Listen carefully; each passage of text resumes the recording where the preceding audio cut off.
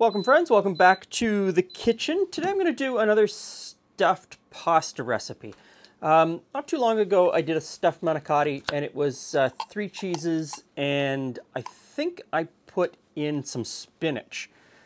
Today I'm going to do 3 cheeses and I'm going to use an Italian sausage for part of the filling. So I'm going to start out by making the sauce that the whole thing's going to bake in. So I've got some tomato passata and I'm just going to rinse out the can with a little bit of water, put it in this pot, and to that I'm going to add some oregano, some hot pepper flakes. I've got some chopped up basil, fresh basil, I'm going to put that in, and I have a garlic clove. 2 garlic cloves, and I'm going to crush those in. Okay, get that into the sauce.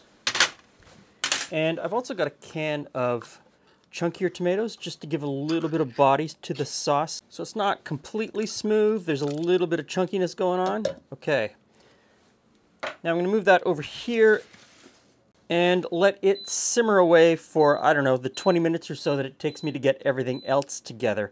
I'll stir it a few times and just let all of those flavors come together. Meanwhile, in this pot, we are going to start making the filling.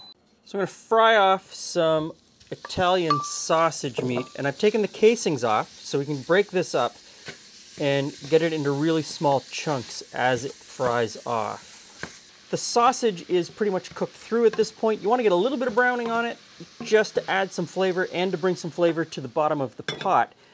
I'm going to move it into this glass dish, and I'm hoping to hold some of the fat still in the bottom of the pan, because now I'm going to toss in a shallot, some celery, and a little bit of sweet pepper. And I just want to saute that off until it's soft. So I'll just toss that around a little bit. Not really trying to brown it too much, just to soften it and get a little bit of flavor. Put in some black pepper,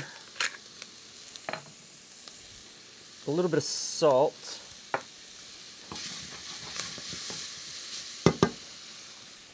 and then glug in some wine. Now that immediately comes up to a simmer. Just scrape off the bottom of the pan, and I'm going to let that simmer down until the wine has half evaporated. The sauce is bubbling, so I'm going to give that a stir and give it a little bit of a taste. I have a feeling that it's going to need some salt and pepper. Yeah, needs some salt and pepper. So we'll add some now.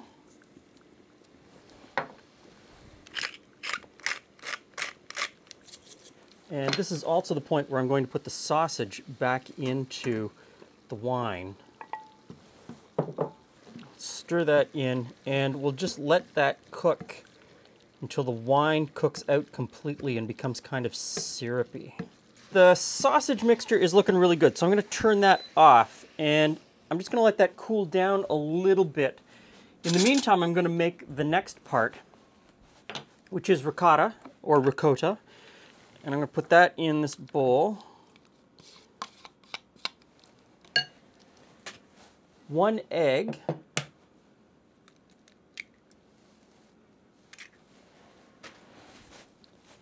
some breadcrumbs, and I'm going to grate in some hard-aged cheese like Pecorino Romano or Parmesan. This is Pecorino. I really like the 2 cheeses, and I know they're not interchangeable. I know that they're 2 completely different cheeses made from 2 completely different milks. But I use them interchangeably. Whichever one I have in the fridge is the one that I'll use. And I don't really think too much about it, because I like the flavor of both. So, about that much.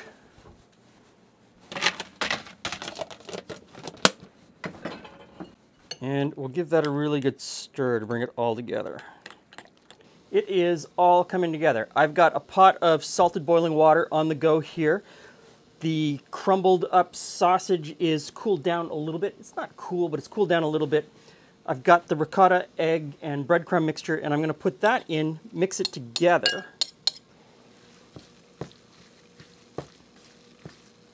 Now we've reached the point in the video where I grab for the manicotti, knowing that it's probably properly called cannelloni. I would call this cannelloni, but the box says manicotti. And an online bit of research shows me that opinions are sharply divided over what the difference between a cannelloni and a manicotti is. And a lot of people say that manicotti is actually truly a crepe that is wrapped around a filling and then baked the way I'm going to bake it. And cannelloni is the correct version of a pasta tube that is then filled. I don't really want to wade into that. So I'm going to say that I'm going to take my manicotti cannelloni pasta and stick it in the pot of hot water. I'm only going to put in 4 at a time. I think I don't want to put too many in. I'll cook them as I fill them. Give it a stir, make sure they're not sticking. Good. Now, I realize a lot of people don't cook them at all. They stuff them, put them into the pan, and let them cook in the tomato sauce as they bake in the oven. I'm in the cook them halfway camp. I think that they just taste better to me. Cooked halfway in water and then cooked the rest of the way in the sauce. So I'm going to put a layer of sauce in the bottom of this pan. There we go. That should be good. These are only going to boil part way. And I'm going to fill this pastry bag so I can pipe the filling into the tubes. It's probably enough for right now. I'm going to sit that there. I'm going to pull the pasta tubes out at this point, partway cooked, and I'm just going to let them sit for 1 or 2 minutes to cool down a little bit before I try to fill them. I've learned my lesson. Don't burn your fingers. In the meantime, I'm going to put the next 3 into the pot of water. Okay, I think cool enough. So, pipe the filling in.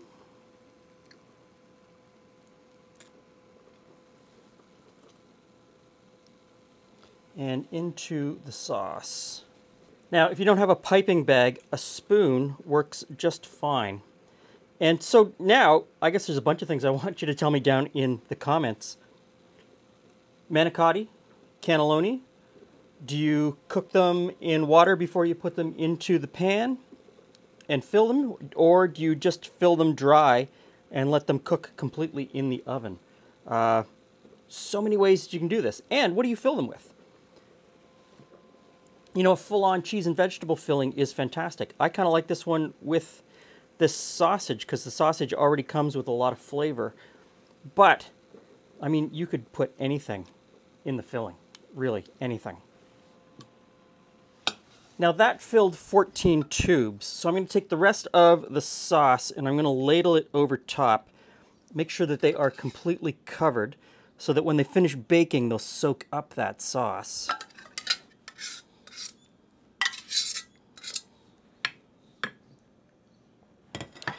Okay, and I've got some fresh mozzarella that I'm just going to break up and drop on top. And if you want to, you could also grate on a little bit more parm or pecorino or whatever you used in the filling and put that on top as well. Totally up to you. I think I'm going to stick just with this mozzarella. Get a little bit everywhere so I've got a nice coating on top. Now I'm going to put the lid on this, stick it in the oven for an hour. At the end of that hour, I'm going to take the lid off and I'm going to let it go for 20 to 30 minutes just to let that cheese brown a little bit on top.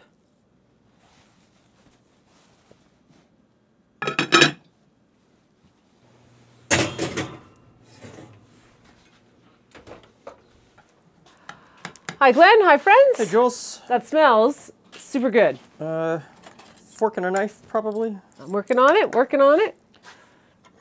So this is sat out for, I don't know, 15 or 20 minutes now. Still looks super hot though. It's still going to be super hot. Okay. A lot of people swear by leaving it, eating it tomorrow. Cooking it today and eating it tomorrow. Okay. Which, you know, yeah. Whenever we've done it and the leftovers are fantastic the next day. So I'm at a loss. I don't know. Is it manicotti? Is it cannelloni? You have to tell me. Well, I mean, there's a discrepancy in the wording. Technically, I don't think it's manicotti. I do think it's cannelloni. But it's sausage cheese. I mean, it's pretty good. I'm certainly going to enjoy it. Not concerned what it's called. No, I don't care. Put that on the table and I'm going to eat it. Call it whatever you want to call it. But, you know, for the algorithm, I need to call it something. Anyway. Glen's special pasta dish. Yes. So this is, oh, it's really good. I like that. Thank you. So we've done this now 2 different ways, 2 different fillings, and there's a myriad, unbelievable number of things that you could put in this. Yes. So take anything you like and stuff it inside the shells. Almost anything you stuff into anything else. What you like in a stuffed pepper, you could probably stuff in the middle. You could stuff in the middle. There's so many options. There's like a lentil bean combo you could probably put in the middle. Yeah. Yeah. Yeah, like there's a lot of different things that you can do with this. So think of this as, and I know I say this all the time, it's a method.